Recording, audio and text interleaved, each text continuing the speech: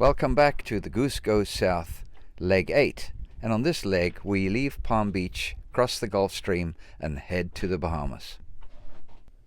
We had spent about a week at Safe Harbor Old Port in Palm Beach. What a luxury place to hang out.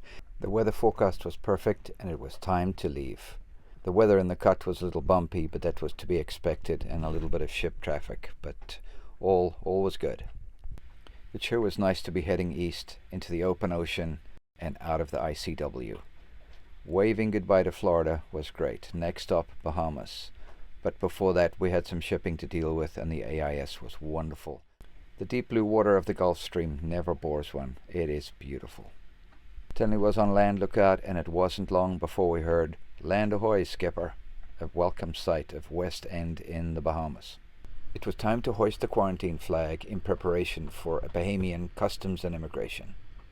So we're done with the quarantine flag, and now I'm going to hoist the courtesy flag.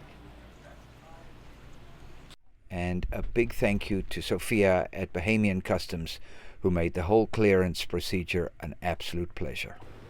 Here we are at West End in the Bahamas. We left Palm Beach this morning at about 6:30, and we did 60 miles today. It was a little bumpy in the beginning. Actually, it was a little bumpy the whole way until we got to the Bahamas, and I felt it, but we're here. I had my little seasick patches on. They worked great. And now we have finally arrived in the Bahamas, and look at this beautiful scenery around us. We're very excited to be here. The next morning we unfolded the bikes, hit the road, and explored West End. And we were so fortunate to find a bunch of local fishermen, conch fishermen, who had a few moments for us, and we had a wonderful chat. How's life? It is good. All right. Got some conch? Yeah, we're going out now. Okay. Is there a lot of conch around? Yeah, Plenty conch. Yeah, plenty conch north of Sandy Key in there. Yeah. And who are you selling to? Me?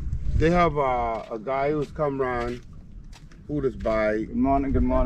skin conch by the pound, or they buy them by the piece. Oh, okay. You know? Yeah. People come in from Freeport. Yep.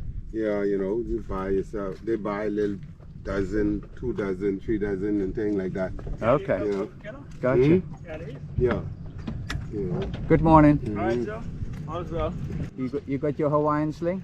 Oh, yeah, down Yeah. park. What's up? Yes, sir. Looks good. Just in case if something happens, they gotta come home.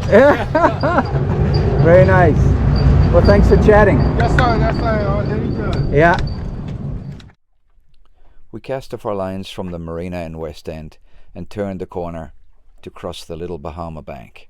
A bank that runs for many, many miles, probably 60, 70 miles, at about 10 feet depth, and crystal clear, calm water. How beautiful it was to be able to float along in those conditions. Perfect conditions for Tenley to do her yoga class on the top deck, while I kept the boat trucking along in these gorgeous conditions towards Double-Breasted Key. Double-Breasted Key came highly recommended. I'd done some research, and especially in the Waterway Guide, they said it's a beautiful place, but a little bit of a tricky entrance, and make sure you arrive at slack tide. Well, as you can see, the water was crystal clear, beautiful to come in, but there was one little area where you could see where it looked like a left turn was needed, but actually it ran dead. And I just touched the bottom, spun the boat around, went back out, went around and continued onto the anchorage. The red mark on my aerial photograph shows you exactly where I made that little error and how easy it was to make that error and go left and not go straight a little further and then take a left. The anchorage was beautiful. We dropped our 35-pound Mantis anchor in a nice spot of sand, and it dug right down instantly. What a great little anchor. As you can see from the aerial drone shots, an idyllic anchorage. Well worth the effort. Our first anchorage, and what an ideal setting. Time to take a dive over the side and have a look at the crystal clear Bahamian water. What a beautiful spot to be, and Tenley sure enjoyed a quick snorkel.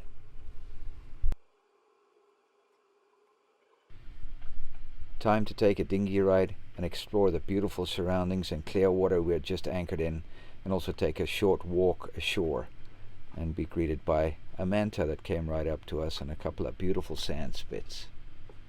Dinner was a delicious dinner of wahoo given to us by the local fishermen on the little island. We had moved on, and this is the sunrise that greeted us at Allen's Pensacola Key, a little further south in the chain. We selected Green Turtle Key for the next front that was coming our way, with breeze of somewhere in the 30 knots with a lot of rain and squalls. It was a wonderful place to meet the local kids, deal with the weather, do some boat work, and we met a ton of great cruisers. So a fun place to have dinner, find some bars, and explore the island. Here's the $5 bill that we brought from Newport to spend in the Bahamas. Several people have asked me how far south are we going to go. Well, we're going down the intercoastal, down to Florida, and then we're going to go across the Gulf Stream to a place where we can spend this. Then I'll be happy. And we are at Miss Emily's Blue Bee Bar and buying our first Goombay Smash with it. All right. So there we go. We don't know how much it's going to cover the Goombay Smash, but... My name is Kimani, and I'm from the Bahamas. And I like to play basketball. Where do you go to school? Central Albuquerque Primary. Oh, so that's on the other side. You got to take the ferry. Yep. Okay, excellent. Well, let's go take some pictures of basketball. Thank you.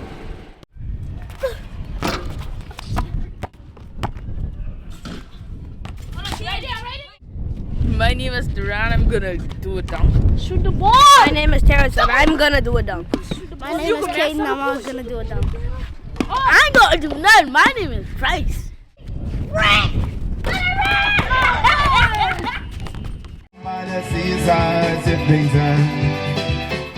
In our bed at night, girl, you know I love to hold you tight. She says, you got me thinking, oh, you got me thinking, oh, you got me thinking. I got it straight out of side. Well, third time's a charm. I took the whole macerator pump apart, the one that I put in at Safe Harbor Jarrett's Bay, which I installed, and I found a little piece of rope. Who knows how a little piece of rope gets in a macerator pump, which had blocked up the blades. And so I put it all back together, and it's working like a champ, so hallelujah. Now we can pump shit. Not in the harbor, obviously out at sea, but that's a big thing. First, you pour yourself a glass of sherry. I am making some wahoo curry from the wahoo that the fishermen gave us. So I browned this fish, and I am now putting onions in the pan, and then I'm going to put some carrots and cauliflower and make a nice curry for dinner tonight on this rainy, kind of crappy, windy day. Let this mellow in the pot for a while. Bon appetit! The front we had been expecting was rapidly developing, with 35 to 40 knots of breeze out of the northeast, and with tons of rain and showers. Perfect to try my own design of cockpit awning, which doubled up as rain catchment as well, and it worked perfectly. Steve Lippincott had made it. He's a canvas maker from Florida, and as you can see here, it filled the tank.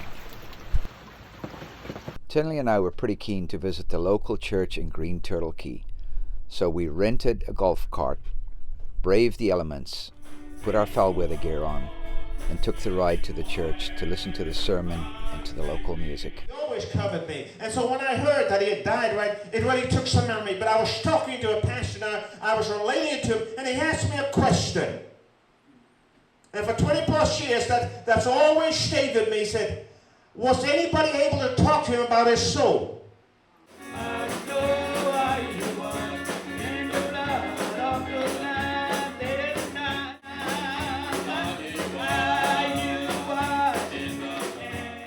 Been through 2000 with Floyd and Dennis, Wilma and Dennis, 4 major hurricanes. So we've been dodging the bullets since then. Yeah. And then here comes Dorian with a catastrophic hurricane that just wiped central Abaco. Yeah. Central means from Green Turtle to Hopetown, Marsh Harbor, Treasure. Mm-hmm.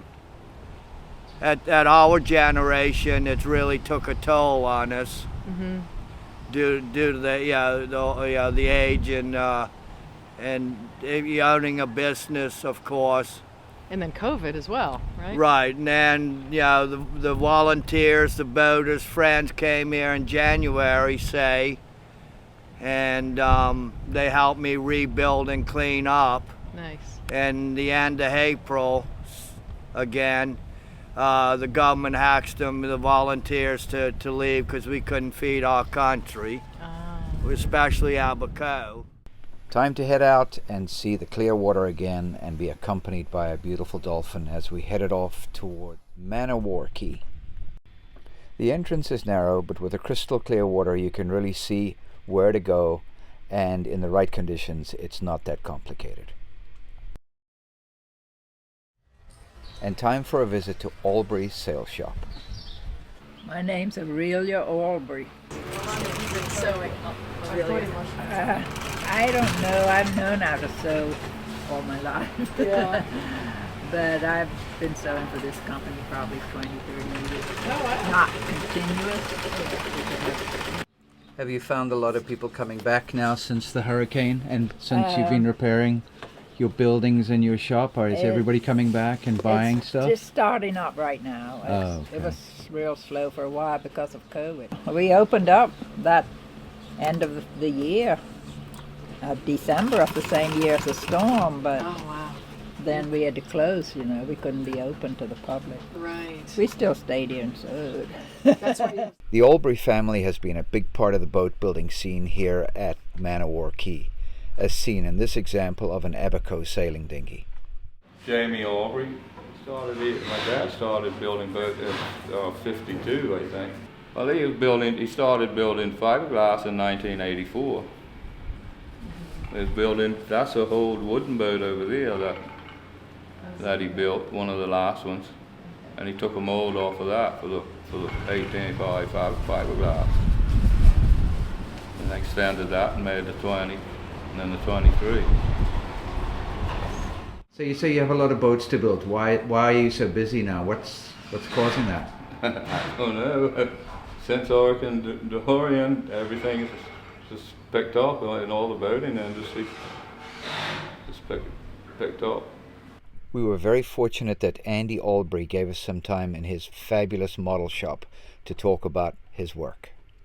Half all of the boat that sails in the Isle Island regattas, named the Abaco Rage.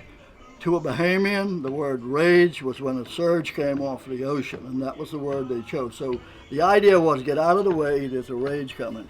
But they would make a half hull, the shape that they liked. Then they would take the lines off of this, and everything would be changed to actual size. With a bag of ice in hand, it was time to leave lovely Man-o-War Key and head for Hopetown. Hopetown, with its candy-striped lighthouse, the Elbow Key Light, is always a must-stop and a wonderful place to spend the night. A sunset bike ride to the Hopetown Music and Rum Festival was in order and was a fantastic spot to be. It was time to leave Hopetown, motor out the channel, and head across the water to Tilloo Pond on Tilloo Key, which was a wonderful, quiet, secluded place, clear water, protected, and a great place to swim. Our next destination was Little Harbor, but to reach Little Harbor we had to cross some fairly exposed water on the bank, so a little rock and roll, and I decided to take a chance with my cedar plugs and see if I could catch anything. We nailed a barracuda, but unfortunately we had to throw him back as they are not edible. We had a good run down to Little Harbor, found a nice mooring, protected, close by the shore, and a wonderful place to sit out for a couple of days to wait for weather to cross the open ocean to Eleuthera. Pete's Pub is a find. What a great place to have a couple of beers, burgers, or fish, or whatever, and we loved hanging out in Little Harbor. Little Harbor was the last stop for us in the Abacos, and it has been amazing. All the great people, the cruisers, the locals, the scenes, the little harbors, the restaurants. It's been fantastic, and we look forward to carrying on to the next group of islands.